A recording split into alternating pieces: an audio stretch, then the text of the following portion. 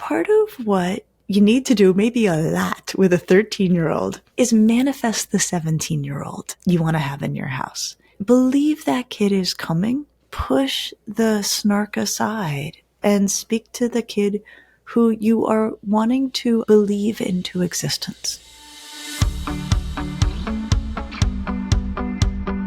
Episode 186. Can I get my entitled teen to change? Oh, how's the school year going? It's good. It's good. You know, we're looking at 2 school years. We're looking at 8th grade, and we're looking at, 17th grade, junior year? No, 15th grade? 15th grade, I guess. Yeah. I mean, it's good. It's good. It's amazing to watch kids grow. I mean, that's the thing. It's like so incredible. And then to watch all their friends grow alongside them. Yeah. You know, as a psychologist, I live for this. Yeah. How about you guys? I'm just overwhelmed by all the carpooling already. I want my summer back. There's a lot going on. I know. You know? I know. Summer's so good. Yeah. I'm curious what your advice is for parents as you're trying to get into those routines. Stick with it. Stick with it. Good advice. Yeah. And, you know, routines are the glue that holds us together. Yeah. You know, I think people are starting to find their rhythm. Routines reduce decision-making. You know what a fan I am of routines. Yeah. And there's just, you know, so like Cardona said, like the freshness of the school year, like it's all, you know, so full of potential. Like, Education Secretary Cardona. That was a great kickoff episode. Yep. If you haven't heard it. So there are a lot of things we want to pass on to our kids. And I love this next letter we're talking about because some of us might have entitled kids and you don't want them to become entitled adults. So what do you do? I want to read you this letter. Hi, Dr. Lisa. Your podcast is amazing. I truly appreciate you sharing your expertise. We are a blended family with 5 kids. The youngest 2, ages 14 and 13, are, quote, ours together. We've always been on the stricter side of parenting, trying to instill good values, manners, work ethics, etc. We're finding that our youngest daughter, 13 years old, is very much, quote, entitled. She refuses to do chores initially, but eventually does them, gets extremely upset when she doesn't get her way, and has become extremely argumentative with everyone in the family. Aside from being the baby of the family, there must be something we did or didn't do with her for her behavior to be this way. Do you have any suggestions for how to solve the problem of an entitled teen, hoping it's not too late to fix it? Any help is greatly welcomed. Thank you. Sometimes I just think there are certain things in parenting, it's just too late, and I throw my hands up. Is this one of them? No, it is not too late. And Reena, as you were reading the letter, I had this memory of standing in the grocery checkout line at my local Heinen's grocery store. And running into the mother of a kid I saw years and years and years ago. I mean, the nice thing is I've been practicing in the same community for 24 years now. Yeah. So like I get these huge story arcs. And great mom, great kid. I remember, I think the kid was 13 when they came in together. And it was basically exactly this picture, right? The kid was self-centered, entitled, really, really powerful personality. The mom felt used by this kid. The kid would be kind of nice when the kid wanted something, and then the mom would give it, like a ride to the mall or whatever. And then as soon as the kid didn't get her way, she was just bitter and difficult and seemed all about herself, all about her wants and wishes, and indifferent to everyone else. So that was this kid at 13. So then I think it was about 5 or 6 years ago, I run into her mom. I'm bagging my groceries, and her mom comes up. She's like, I want you to know, my kid is incredible. I mean, at this point, she was like out of college. She's like, she is the greatest. She is the most effective. She is the most generous. She is the most decent. Like, she has turned into like an adult I love. And I was like, yes, of course. You know, so I just want people to know it can be a long arc, but it does often land. But what do you think that parent did right to flip the switch on that? First of all, she sought help, which is not to say I fixed it, right? But it is to say that she didn't just like get pissed at the kid and entrench into some ugly, you know, what's wrong with you? What's wrong with you? I mean, there was sort of this like, this isn't working. Let's go see if we can find somebody who can help us sort it out. And in truth, I mean, I could pull the file. I don't remember the details of the work all that much because at this point it's like 15, 20 years ago. Yeah. But I think that the work probably was around what I would advise to this family, which is treat this as temporary. Treat this as just a slice of who your kid is in this moment. Don't assume this is permanent. Assume your kid is going to grow and change and move through and pass this phase.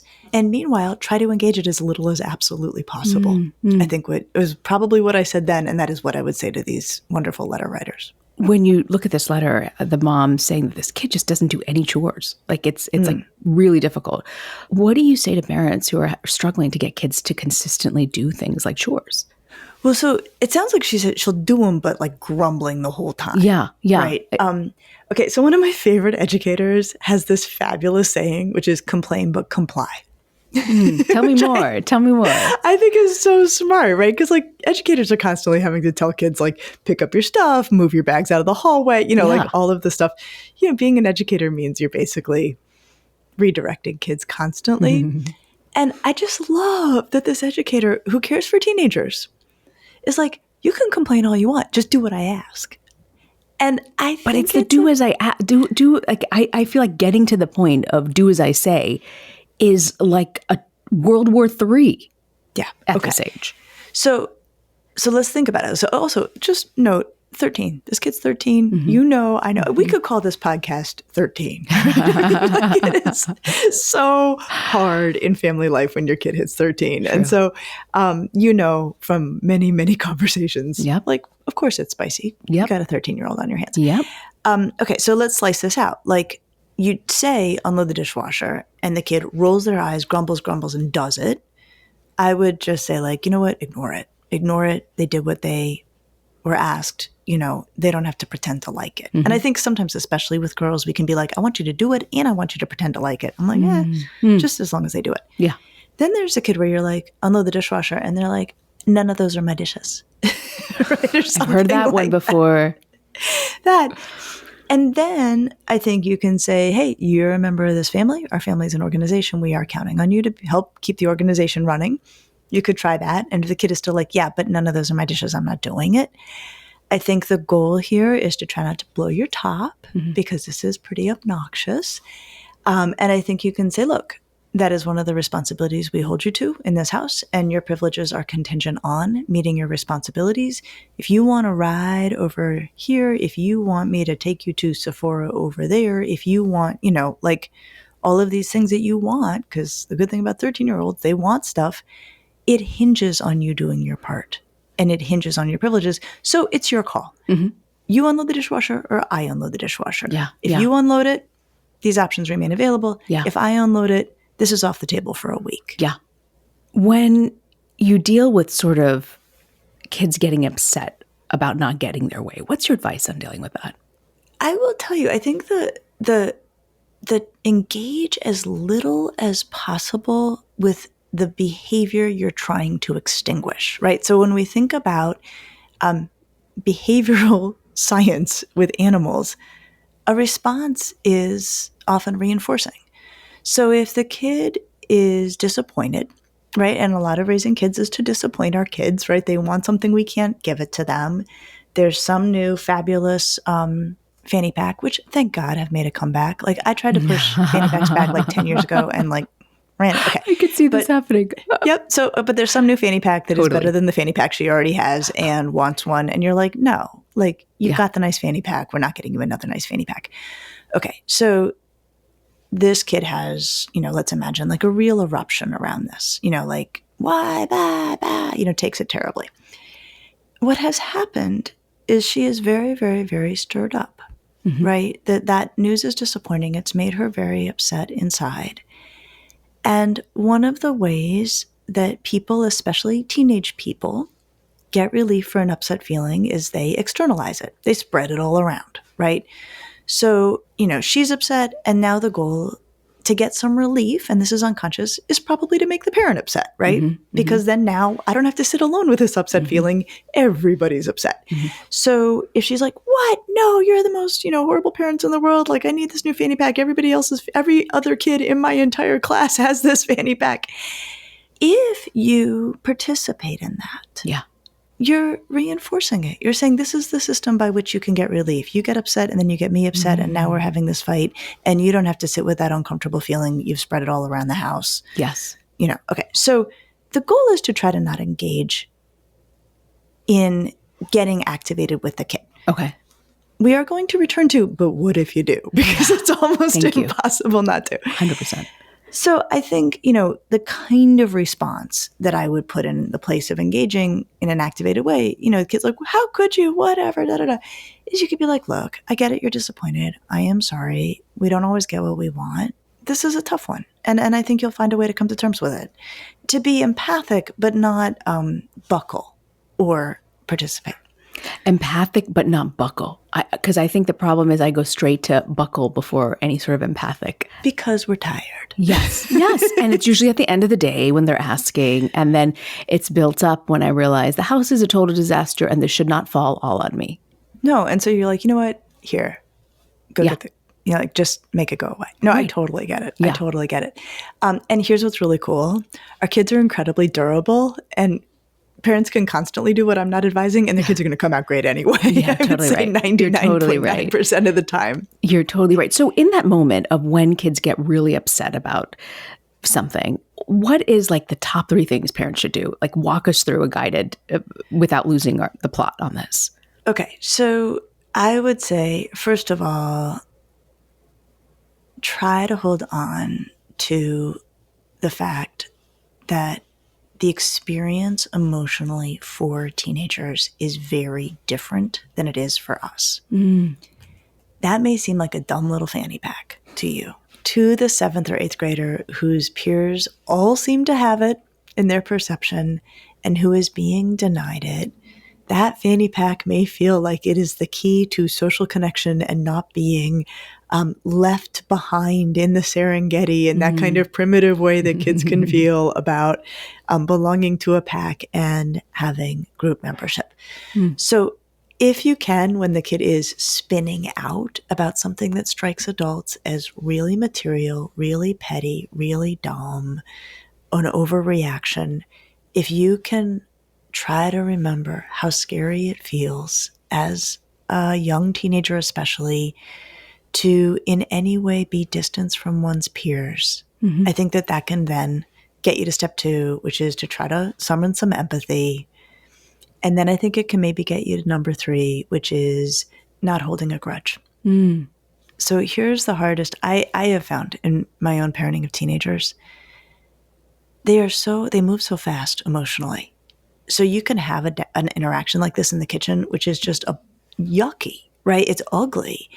And maybe you get through it okay, and you're like, you know what, we're not getting you the fanny pack, and I am sorry, and you'll figure this out, and I think you're going to be okay, but I understand you're upset, right? So maybe you do steps 1 and 2. That doesn't mean you're cool with it, right? Right. No, you're right. Yeah. And then the thing that's hard, Reena, and you've got teenagers too, you leave the room, you go do something else, 5 minutes later, the kid has forgotten about it. And if you're still nursing it, it doesn't make it better. When they get really upset, is there something in general when it comes to raising kids who might come off as being really entitled? Is there something that people do or don't do that cause your kids to have that sense of entitlement? I can't say that there's a definite across the board, except for, certainly if you ask school personnel, they will tell you sometimes that kids who are rude to adults at school sometimes have parents who are rude to adults at school, right? So, that there can be that, kind of modeling that gets passed down. I think that there are a few things that are kind of universal that bring about behavior like this in 13-year-olds. One is teenagers can be preoccupied with themselves.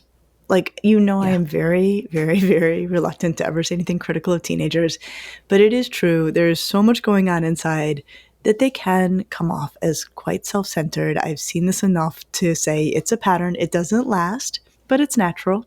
to adolescence and not often adults' favorite part of teenagers.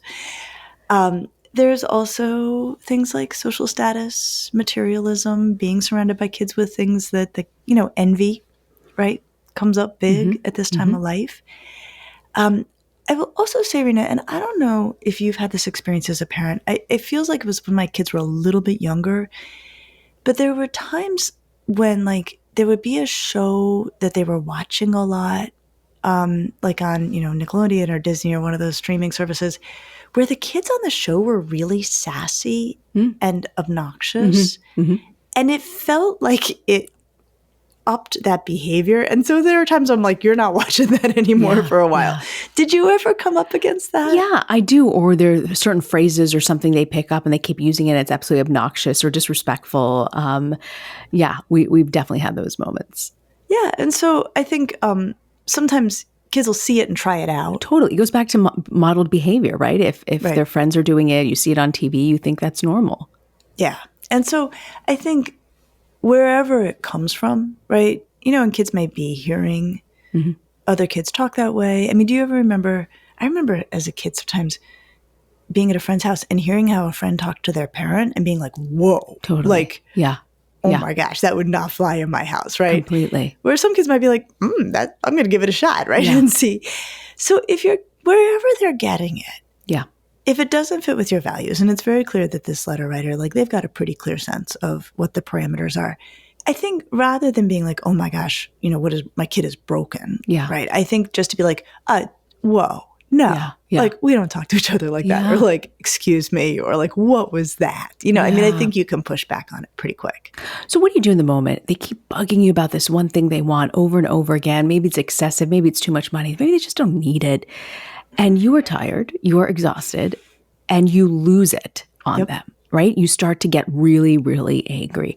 How do you recover? How do you get them to understand and change this entitled behavior?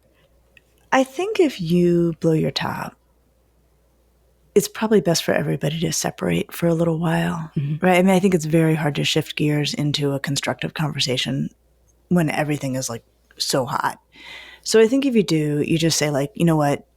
Like, I'm going to take a minute. And you pull yourself together.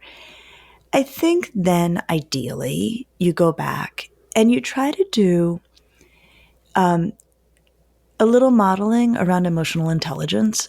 And, one of the ways that you see emotional intelligence described in the literature is seeing oneself from the outside and seeing others from the inside.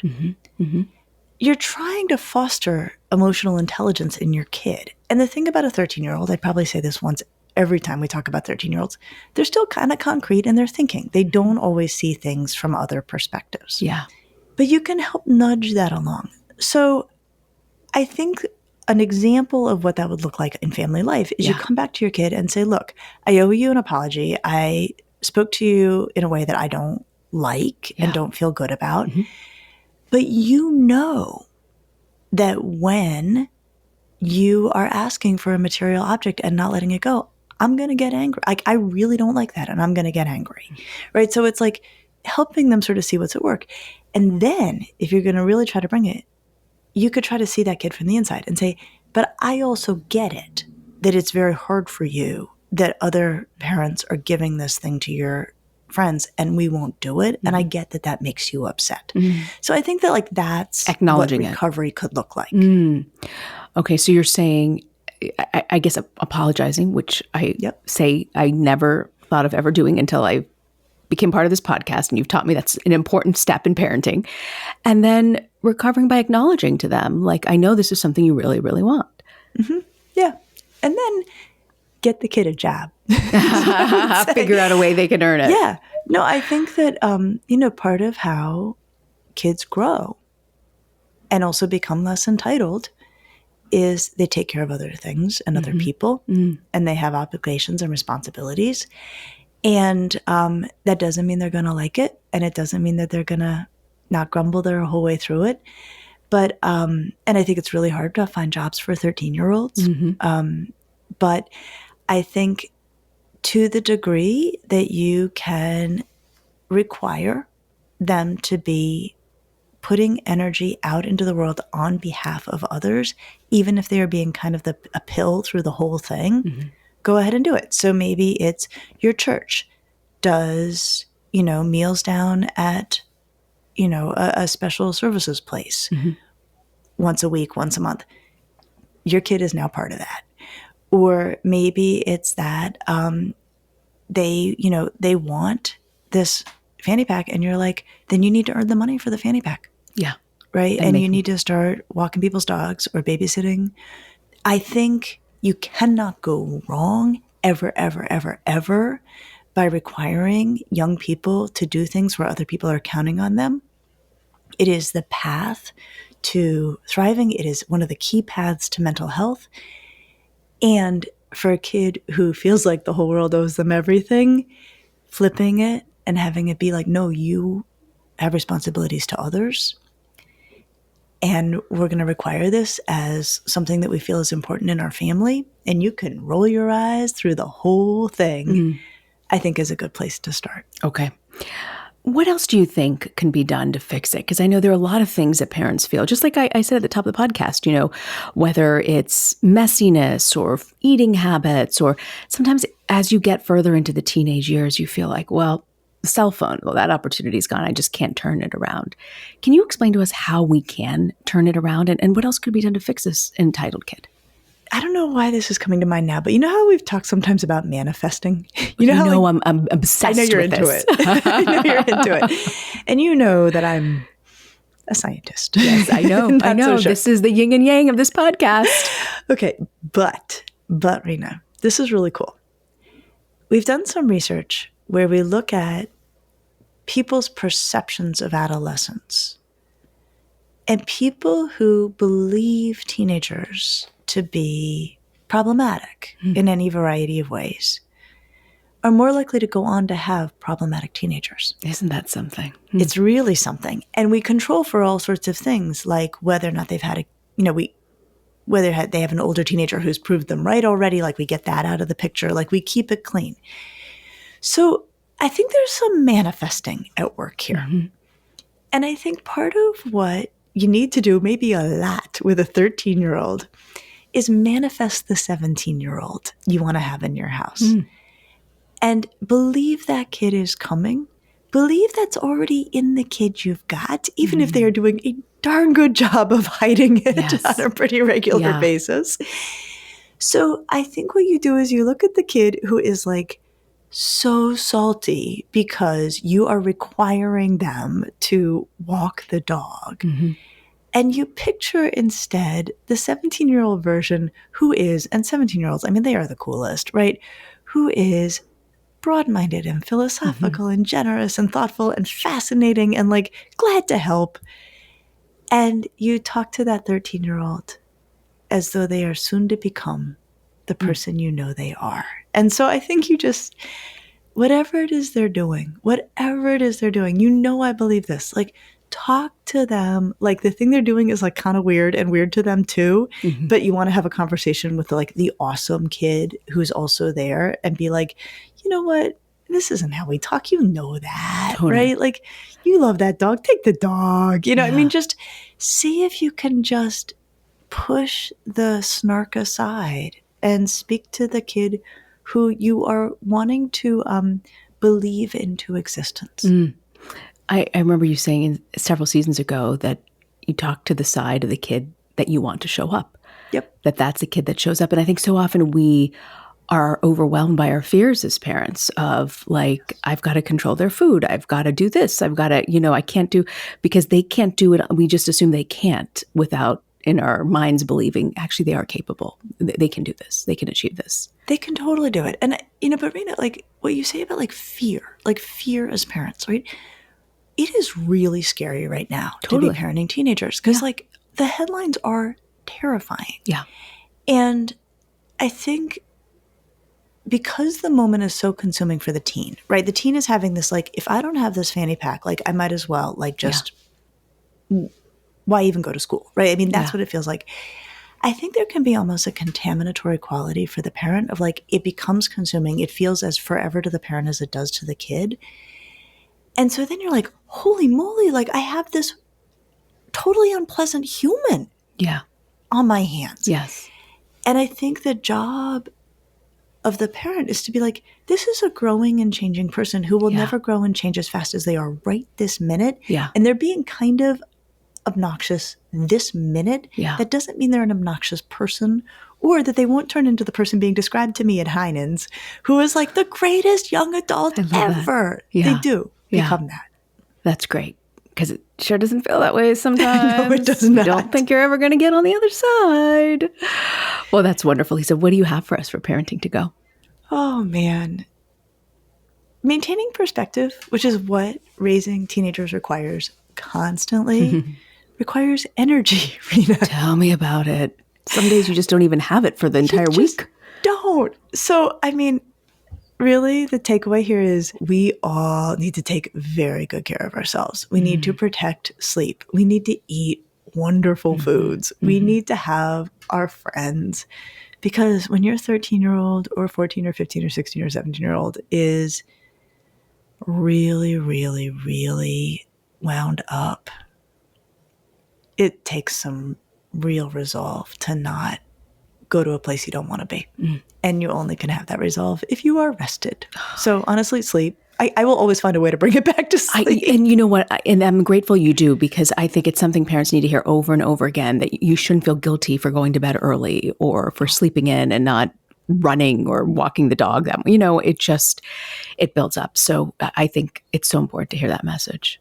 And I'm excited. Next week, we're going to have a special guest, Rick Clark, who's going to talk to us about college. Everything you've wanted to know about this moment in the college process, which I feel, Lisa, has changed every year that we have done this podcast. It has. I mean, it really has. I mean, the pandemic set off a cascading set of events that are still cascading. Unbelievable. But I'll see you next week. See you next week.